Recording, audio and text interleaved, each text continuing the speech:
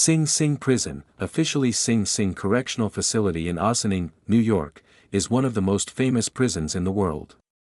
For nearly 2 centuries, it has housed some of America's most dangerous and notorious inmates, from organized crime figures to convicted killers whose cases shaped national debates on punishment, rehabilitation, and the death penalty.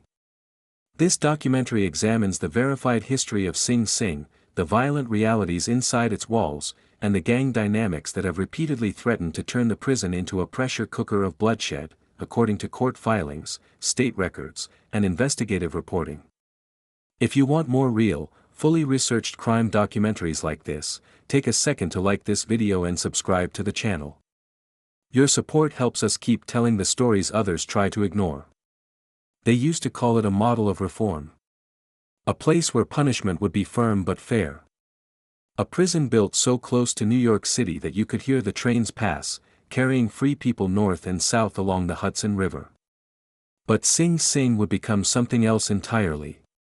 Here's a fact that still unsettles historians and corrections experts. For decades, inmates at Sing Sing built their own prison cells by day, and were locked inside those same cells by night. According to New York State correctional records, incarcerated men quarried stone from the Hudson River and constructed the massive cell blocks that would later confine them. It was forced labor blended with long-term captivity, and from the beginning, violence was baked into the system. Sing Sing officially opened in 1826. Its name comes from the local Native American term, sint sink, meaning, stone upon stone. That translation would prove disturbingly accurate. Stone walls. Stone floors. Stone silence. From the start, Sing Sing was designed to dominate the human spirit. By the late 19th and early 20th centuries, Sing Sing had become one of the most feared prisons in the United States. News reports from the era describe inmates held under the Auburn system, a strict regime of enforced silence. Prisoners marched in lockstep, eyes forward, forbidden from speaking. Violations were punished with beatings or solitary confinement, according to historical archives and prison reform investigations. Silence did not bring peace. It brought pressure.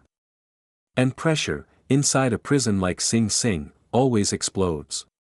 By the early 1900s, Sing Sing was already earning a reputation as a place where inmates died quietly and often. Some deaths were officially recorded as illness or accidents. Others were the result of violence between inmates, or brutal disciplinary practices that would later be condemned by reformers. According to later reviews by prison oversight bodies, record-keeping during this period was inconsistent, making the true death toll unclear. Then came the electric chair. In 1891, New York State designated Sing Sing as the site of its execution chamber. The chair would eventually be nicknamed Old Sparky. Between 1891 and 1963, more than 600 people were executed at Sing Sing, according to state execution logs and historical research. For decades, it was the most active execution site in the United States. Some of the men who walked that final corridor were undeniably guilty of horrific crimes.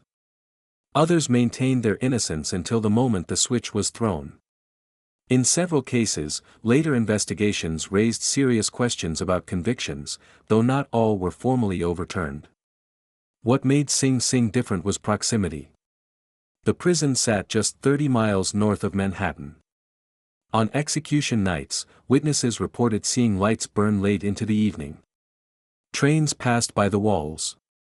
Life went on, just feet away from death. Inside the prison, the knowledge of that chair shaped everything. Inmate memoirs and later interviews describe a constant psychological weight. You weren't just serving time. You were serving time in the shadow of death. According to accounts collected by prison historians, even inmates not facing execution said the presence of the death house changed the atmosphere. It hardened guards. It hardened prisoners. Fear became currency. By the 1920s and 1930s, Sing Sing's population included an increasing number of organized crime figures. This was the era of prohibition.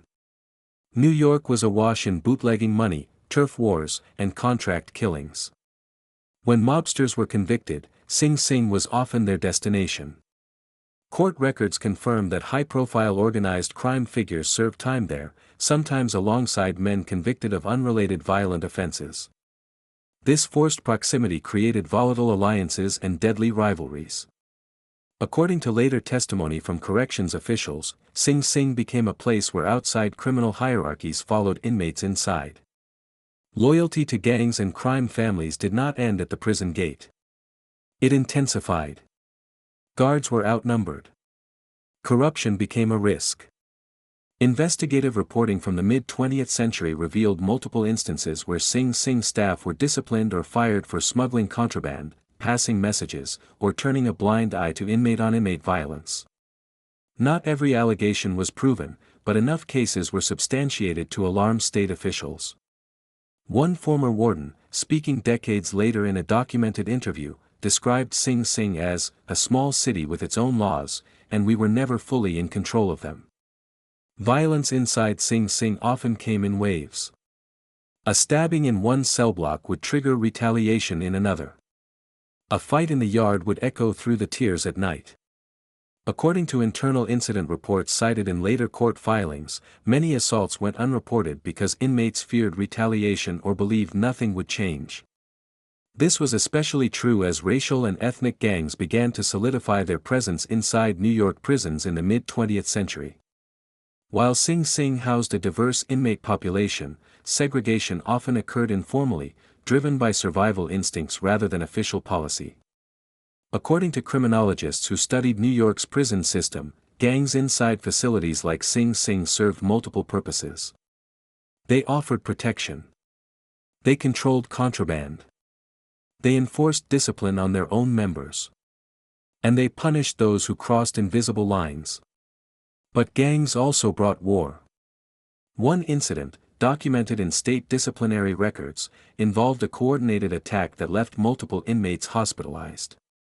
The precise details were not publicly released, but officials confirmed it was gang-related. No deaths were officially recorded in that incident, but the message was clear: control was contested. By the 1950s, Sing Sing's reputation had reached a national audience. Newspapers routinely referred to it as one of the toughest prisons in America. Films and novels borrowed its name as shorthand for ultimate punishment. Yet behind the image, the institution was changing. Reform movements gained traction. Journalists exposed abuses. Legal challenges questioned conditions of confinement. According to court rulings from the mid-20th century, New York was forced to reconsider aspects of its prison system, including disciplinary practices and medical care. Sing Sing became a testing ground. Education programs were introduced. Rehabilitation efforts expanded. In later decades, every prison has rules. Sing Sing had reputations. By the time an inmate stepped off the transport bus and through the gates in Ossining, he already knew one thing for certain: Sing Sing was not where you tested boundaries. According to former correctional officials and inmate accounts documented in court filings and investigative journalism, Sing Sing was a place where status could mean survival, and the wrong move could shorten your life. Unlike newer supermax prisons designed around isolation, Sing Sing forced proximity. Tier upon tier of cells stacked high. Long galleries where voices echoed. Yards where hundreds of men were released together under watchful eyes. This design created pressure, and pressure created hierarchy. The hierarchy began with reputation. Some inmates arrived with names already known across the country. Others earned their reputations inside, through violence, alliances, or sheer unpredictability. According to Department of Corrections records, inmates convicted of murder, organized crime, and repeat violent offenses were routinely housed at Sing Sing during much of the 20th century. One of the most famous names associated with Sing Sing is Willie Sutton, the prolific bank robber whose crimes spanned decades. Sutton served time at Sing Sing, and his presence there became part of American criminal folklore. According to court records and Sutton's own later interviews, he was already a legend by the time he arrived, respected, watched, and largely left alone. But legends didn't make the prison deadly. Violence did. Sing Sing housed men who killed not for notoriety, but for control. Court filings from multiple decades document cases where inmates assaulted or murdered fellow prisoners over debts, perceived disrespect, or gang directives. Some of these cases made headlines. Others were quietly resolved through internal discipline. In the mid-20th century, Sing Sing also became home to inmates connected to organized crime families operating in New York City. While not every allegation of mob control inside the prison was proven, multiple investigations confirmed that criminal networks did not dissolve upon incarceration. They adapted. According to testimony in federal cases involving organized crime, incarcerated members continued to pass messages, enforce discipline, and maintain loyalty. Sing Sing, with its size and history, became a strategic location. The presence of organized crime figures created a dangerous paradox. On one hand, these inmates often enforced a kind of internal order. Random violence could attract unwanted attention from guards and administrators. On the other hand, when disputes did erupt, they were calculated and severe. Stabbings at Sing Sing were rarely spontaneous. According to disciplinary records cited in later legal reviews, many assaults were planned days or weeks in advance. Homemade weapons, often referred to in reports as shanks, were fashioned from scrap metal, bed frames, or smuggled materials. Despite searches, contraband persisted. Guards knew this. One retired correctional officer told a New York newspaper in the 1990s that Sing Sing operated on controlled tension. You couldn't eliminate violence, only manage it. If one group felt ignored or threatened, the entire facility could destabilize. That tension intensified as racial and ethnic gangs solidified their influence across New York's prison system. Criminologists studying Sing Sing noted that while the prison did not officially segregate inmates, informal separation was common. Where you sat. Where you walked. Who you spoke to. Crossing those lines could be fatal. According to multiple assault investigations, inmates accused of cooperating with authorities, so-called snitches, were especially vulnerable. Protective custody existed, but placement there carried its own risks and stigma. Some inmates refused protection, knowing it would mark them permanently. Sing Sing was also where ideology met incarceration. In the early Cold War era, the prison housed individuals convicted of espionage-related crimes. The most famous case involved Julius Rosenberg and Ethel Rosenberg, executed at Sing Sing in 1953 after being convicted of conspiracy to commit espionage. According to court transcripts and government records, their execution drew international attention and fierce debate. For inmates already inside Sing Sing, the Rosenbergs' presence reinforced the prison's unique status. This wasn't just where criminals went. This was where history ended. Executions were not abstract events. Inmate accounts collected by historians describe hearing movements in the death house, sensing a change in guard behavior, and feeling the emotional weight ripple through the tears. Some inmates reportedly prayed. Others remained silent. A few celebrated. The reactions varied, but the impact was universal. Death made Sing Sing different. It also made inmates dangerous in a specific way. Men serving life sentences, or facing execution, often operated under a different logic.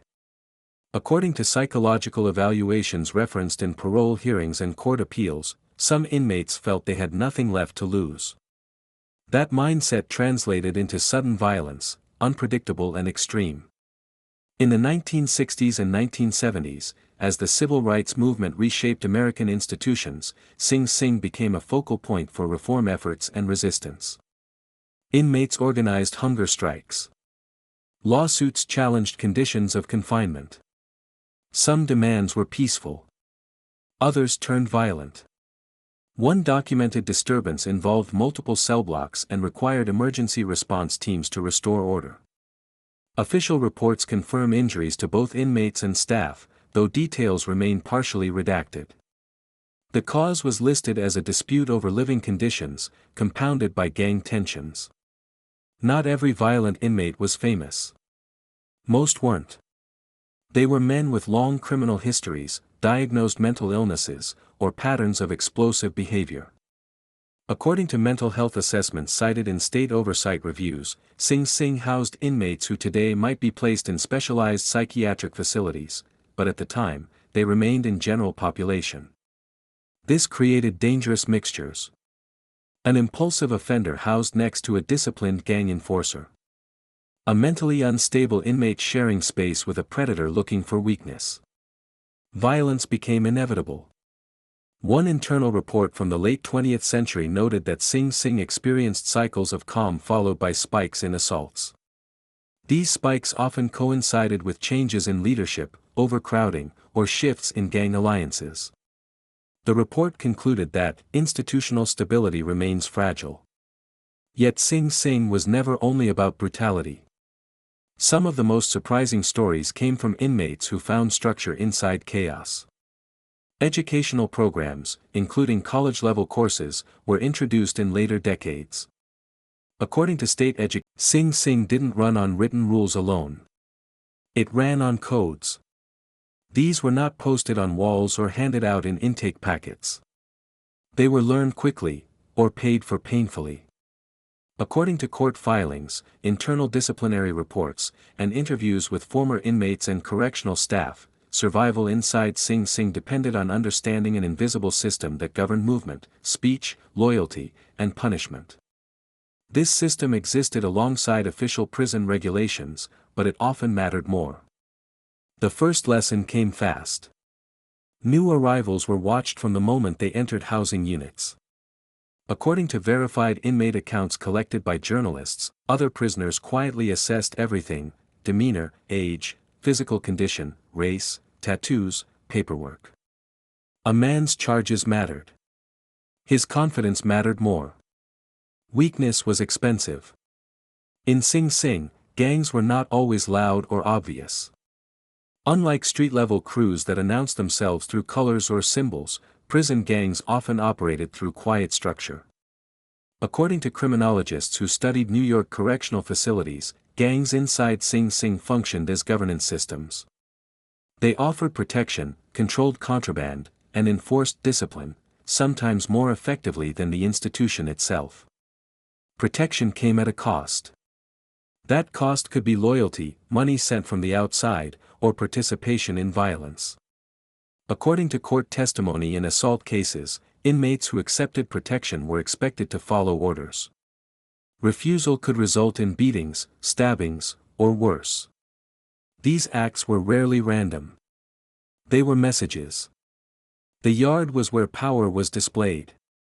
Sing Sing's yard was not just recreation space. It was a marketplace, a meeting hall, and a warning zone. According to internal reports, certain areas of the yard were informally controlled by specific groups. Sitting in the wrong place, using the wrong phone, or even standing too close to the wrong people could trigger consequences.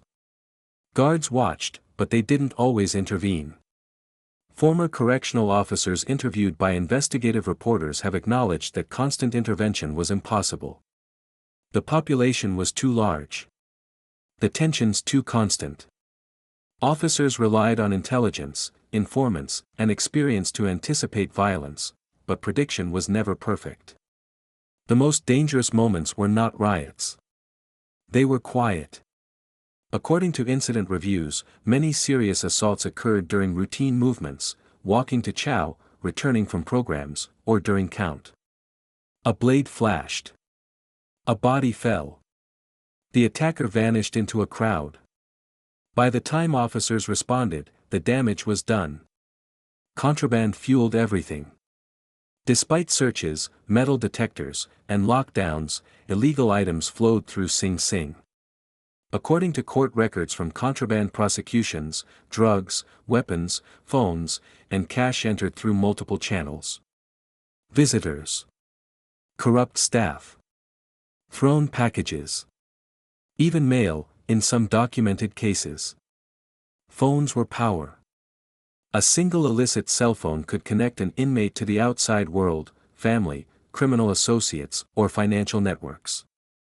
According to prosecutors, phones allowed incarcerated gang leaders to issue orders, collect payments, and intimidate witnesses. When phones were discovered, lockdowns followed. Weapons were inevitability. Shanks were crude but effective. According to prison oversight reports, many were fashioned from everyday materials: scrap metal, sharpened plastic, melted toothbrushes reinforced with steel. Each weapon represented hours of hidden labor and planning. Finding one weapon often meant there were more. Debt drove violence. Inside Sing Sing, money rarely changed hands directly. Instead, debts were tracked through commissary items, favors, or outside payments. According to inmate interviews, owing the wrong person could put a target on your back. Missed deadlines were not forgiven. They were punished. The punishment was public enough to be understood, and private enough to avoid institutional scrutiny. Informants existed, but they lived dangerously. According to court filings involving cooperation agreements, inmates who provided information to authorities faced extreme retaliation risks. Protective custody was an option, but it came with isolation and stigma. Many refused it, calculating that blending in offered better odds. Sometimes they were wrong. One former inmate described Sing Sing as a chessboard where you're always in check. Every move had consequences. Every conversation was weighed. Trust was rare and fragile. Race played a role, but it wasn't the whole story.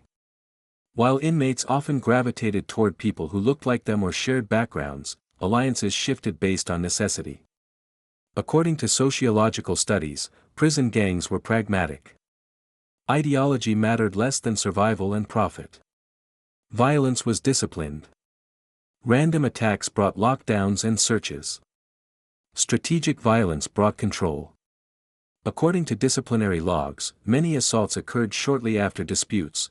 Every prison leaves marks on the people inside it. Sing Sing left marks on the country. By the time the electric chair was shut down and executions ended in New York in 1963, Sing Sing had already cemented its place in American history. According to state execution records, more people were put to death there than at any other prison in the United States. That fact alone ensured Sing Sing would never be just another correctional facility. But death was only part of its legacy. The real fallout came later, when the men who survived Sing Sing went home, when guards retired with memories they couldn't shake, and when lawmakers were forced to confront what the prison had become. By the late 20th century, New York State faced a reckoning. Court rulings across the United States expanded prisoners' rights, challenging long-standing practices related to discipline, medical care, and overcrowding. According to federal court opinions and state compliance reports, Sing Sing, because of its age and reputation, was under constant scrutiny. Lawsuits described excessive force, inadequate mental health treatment, and unsafe conditions. Some claims were dismissed. Others resulted in settlements or policy changes. None erased the prison's reputation. Public perception shifted slowly. In earlier decades, Sing Sing symbolized justice and finality. By the 1980s and 1990s, investigative journalism began reframing it as a case study in institutional failure and endurance. Articles questioned whether a prison designed in the 19th century could safely operate in the modern era. The answer, according to many experts, was complicated. Sing Sing did change. Educational programs expanded significantly. According to New York State education data, thousands of inmates earned diplomas, certificates, and college credits while incarcerated there. Arts programs, including theater and writing workshops, gained national recognition and were credited with reducing disciplinary infractions among participants. Some former inmates went on to speak publicly about transformation. Their stories were documented in books, interviews, and academic research. These narratives did not deny Sing Sing's violence, but they challenged the idea that brutality was inevitable. Still, violence never disappeared. News reports from the 2000s and 2010s continued to document stabbings, assaults on staff, and gang-related incidents inside Sing Sing. Each incident reignited public debate. Was the prison underfunded, understaffed, or simply outdated?